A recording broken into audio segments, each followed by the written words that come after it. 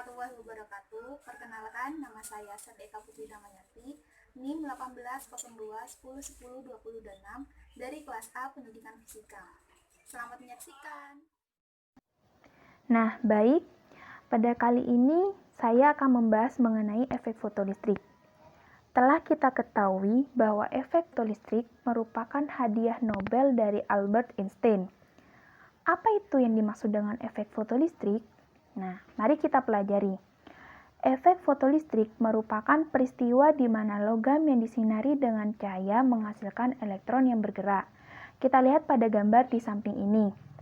Nah, di gambar itu ada sebuah logam di mana memiliki dua lempengan, katoda sama anoda, di mana di katoda itu terdiri dari elektron-elektron yang melekat di dalamnya. Ketika disinari oleh cahaya yang datang, di mana membawa foton-foton, dan foton tersebut menembus salah satu elektronnya, maka elektron tersebut akan bergerak atau berpindah dari katoda menuju anoda. Nah, perlu diingat ya kawan-kawan, di gambar tersebut itu sebuah logam tanpa adanya beda potensial. Jadi, hanya sebuah logam aja. Nah, itulah ketika elektron berpindah dari katoda menuju anoda, itu terjadi efek fotolistrik. Baik, kata kunci dari efek fotolistrik yang pertama itu logam. Logam di sini akan bergantung dengan jenisnya, di mana logam selalu memiliki nilai energi minimum agar elektronnya tetap terjaga dalam logam tersebut. Energi minimum ini sering disebut dengan energi ambang logam atau sering kita sebut dengan fungsi kerja logam yang lambangnya W0. Di mana W0 ini memiliki rumus H kali F0. F0 itu frekuensi ambang logam.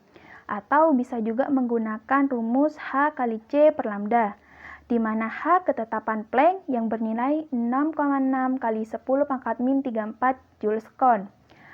Agar elektron terlepas dari logam tersebut, pastikan energi cahaya yang datang lebih dari energi ambang logam. Nah, kenapa kalau lebih besar? Karena nanti kan elektronnya terlepas. Kalau misalnya lebih kecil, tidak akan elektron tersebut terlepas dari katoda menuju anodanya. Apakah paham sampai sini? Mari kita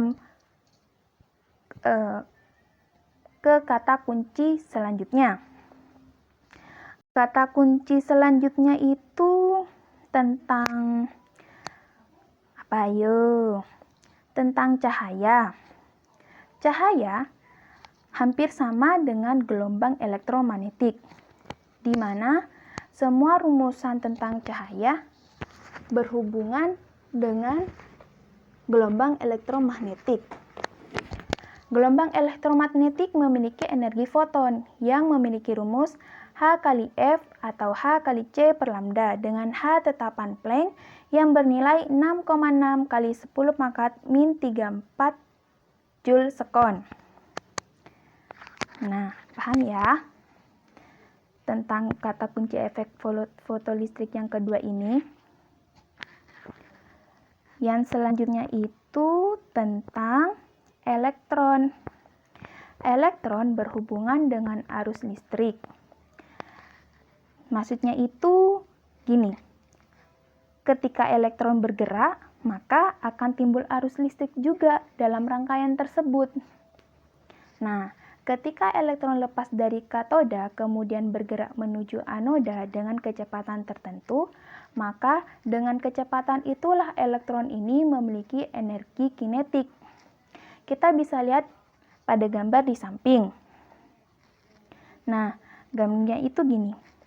Itu kan ada foton yang menembus permukaan logam atau katodanya. Nah, menembus salah satu elektronnya, kemudian elektronnya itu kan berpindah. Nah, berpindahnya ini disebut dengan energi kinetik. Nah, atau kita sering sebut dengan energi kinetik maksimum. Energi kinetik maksimum elektron yang terlepas tidak tergantung pada intensitas cahaya. yang digunakan, tetapi bergantung kepada energi atau frekuensi cahaya. Namun, besar intensitas cahaya yang datang sebanding dengan jumlah elektron yang keluar dari logam.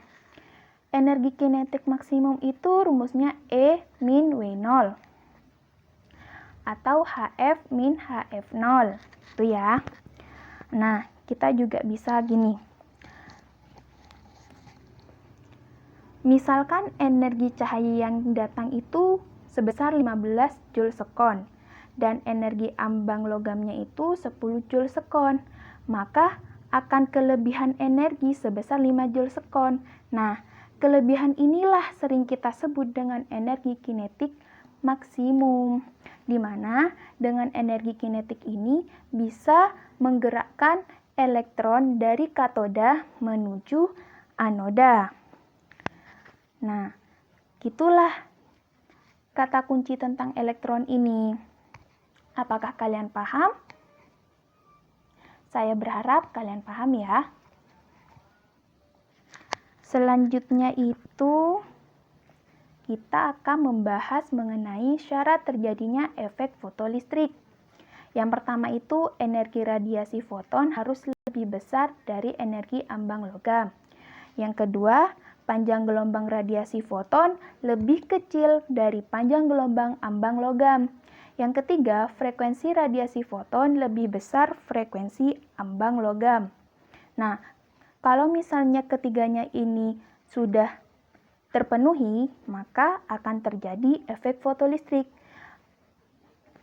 Yang selanjutnya itu aplikasi efek fotolistrik dalam kehidupan sehari-hari. Yang pertama itu dubbing. Dubbing. Kita sering dengar kan istilah dubbing? Dalam dunia hiburan atau televisian, kita seringkali mendengar kata dubbing.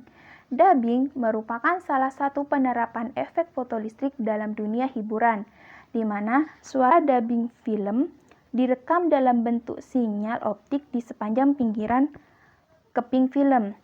Ketika film diputar, sinyal inilah yang akan dibaca kembali melalui proses efek fotolistrik, serta sinyal listrik tersebut diperkuat dengan menggunakan amplifier tabung sehingga menghasilkan film bersuara. Contoh dubbing itu pada film-film kartun, film-film anak-anak zaman sekarang itu seperti Upin Ipin, SpongeBob, terus itu drakor-drakor dan lain-lain. Selanjutnya itu tabung foto pengganda. Nah, bisa kita lihat dari gambarnya. Kecil kan? Tapi besar loh manfaatnya. Hampir semua spektrum radiasi elektromagnetik dapat diamati dengan menggunakan alat ini. Tabung ini memiliki efisiensi sangat tinggi dan juga dapat mendeteksi foton tunggal. Kelompok peneliti Super Kamiokande dari Jepang berhasil menyelidiki massa neutrino yang mana dianugerahi Nobel pada tahun 2002 dengan menggunakan alat ini. Wah, canggih sekali ya alat ini. Selanjutnya itu tentang CCD, Charge Couplet Device. Efek fotolistrik digunakan juga dalam produk-produk elektronika yang dilengkapi dengan CCD. CCD ini seperti kamera pada ponsel, kamera digital dengan resolusi hingga 12 megapiksel atau pemindai kode batang yang dipakai di seluruh supermarket. Semua bentuk tersebut menggunakan efek fotolistrik internal dalam mengubah citra yang dikehendaki pemilik menjadi data-data elektronik yang selanjutnya dapat diproses dalam komputer. Nah, ini sangat mempermudah bagi kita sebagai pengguna kamera atau ponsel atau kode batang, sangat mempermudah kita ya. Nah, apakah kalian sudah paham sampai saat ini? Saya berharap kalian paham. Nah, mungkin itu saja yang saya dapat sampaikan. Kurang lebihnya mohon maaf ya. Nah, selanjutnya ada contoh soal nih. Yuk kita simak.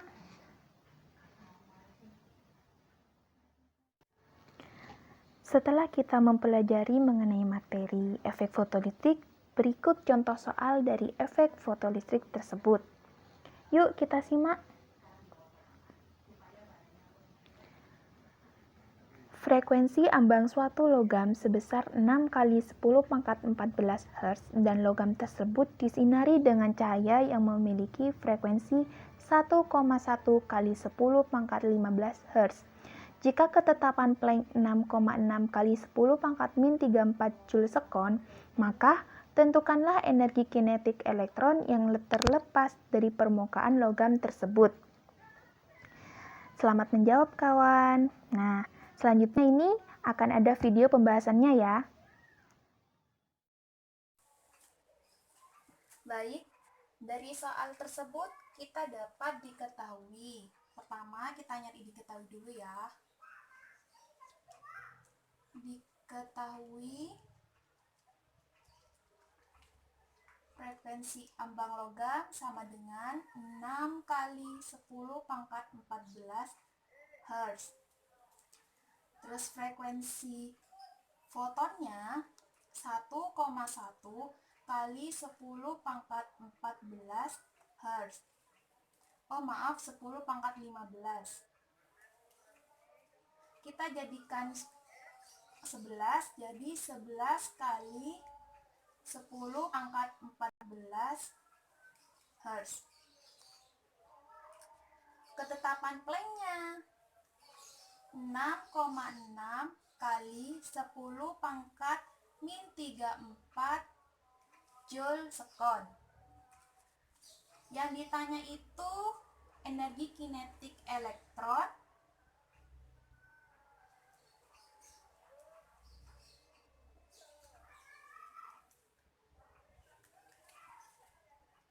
berapa?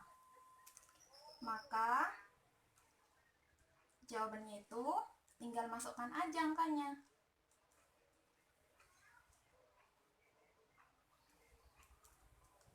Rumusnya itu kan E min W0, dimana E-nya itu H kali F min H F0. Klorin F min F0. 6,6 kali 10 pangkat min 34 dalam kurung 11 kali 10 pangkat 14 min 6 kali 10 pangkat 14. Jadinya itu 6,6 kali 10 pangkat min 34 dikali 11 kurangi 6, 5 kali 10 pangkat 14. Jadi ini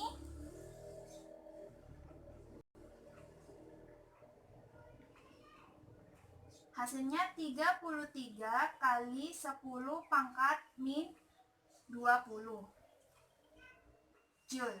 Atau kita jadikan 3,3 kali 10 pangkat min 21 Joule. Nah, inilah hasil dari energi kinetik elektron yang terlepas dari logam tersebut. Semoga bermanfaat ya. Apakah paham? Semoga paham. Tersebut dapat kita simpulkan bahwa efek fotolistrik merupakan peristiwa di mana logam yang disinari dengan cahaya akan menghasilkan elektron yang bergerak. Ada 3 syarat terjadinya efek fotolistrik. Yang pertama, energi foton harus lebih besar dari energi ambang logam. Yang kedua, frekuensi cahayanya harus lebih besar dari frekuensi ambang logam. Dan yang ketiga, panjang gelombang cahaya harus lebih kecil dari panjang gelombang ambang logam. Nah, aplikasi efek fotolistrik dalam kehidupan sehari-hari itu ada 3 kan ya? Ada dubbing, ada tabung foto pengganda, dan CCD. Nah, baik, itu saja yang dapat saya sampaikan. Kurang lebihnya saya mohon maaf. Semoga bermanfaat. Wassalamualaikum warahmatullahi wabarakatuh.